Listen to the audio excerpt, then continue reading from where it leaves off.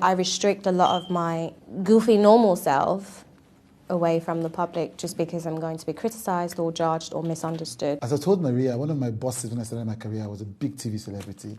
And one day we woke up in the morning and then the newspapers, the magazine had put her on the cover and said she was dating the vice president of Nigeria at the time. Now, I knew for a fact that she didn't know who he was. That is, I was PA producer, nanny, head of house, etc. I knew that she had never met him. But this newspaper reported it as fact. That was my first lesson. That when people say there is no smoke without fire, they don't know what they are talking about. There are plenty smokes without any fire. One of the fascinating things when I was working in politics was people would say things about the people that I was working with such confidence, things that I knew for a fact were untrue. Or even about myself. I've heard I hear people say something about, I had a member of my team one time that was connected to somebody high up in office, and then somebody learned that the way she got the job was because, this one is a pastor, and this one is a pastor. So this one called Chude and said, hire. It was the most ridiculous story.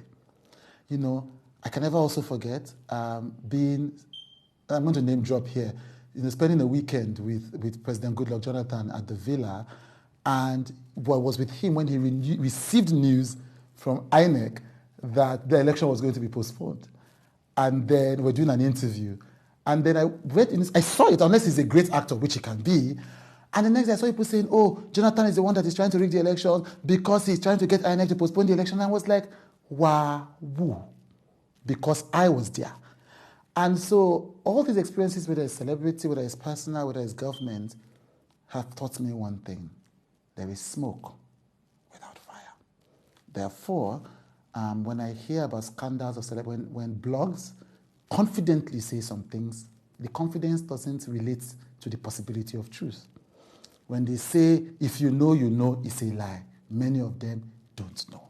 When they say, I know for a fact, it's a lie. Many of them don't know for a fact. I have seen, and this is important because I've seen people plan their lives based on rumors.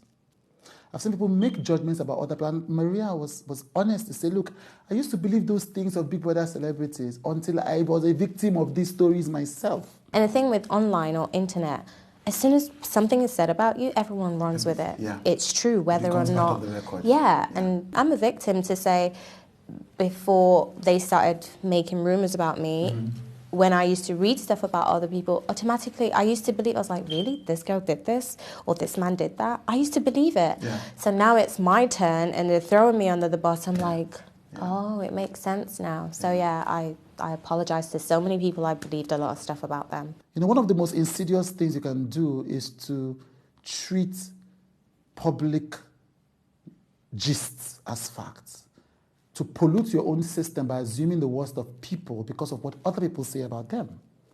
And to assume that because something is in a public space, it is true. And even worse, to plan your own life, your career, to make career choices, financial choices, friend choices, reputational choices, intimate choices, based on what people in the public, in the outside, say about other people or other things. We can't always confirm all the information we get in the world, but we can at least suspend judgment until we know, at least to a certain degree.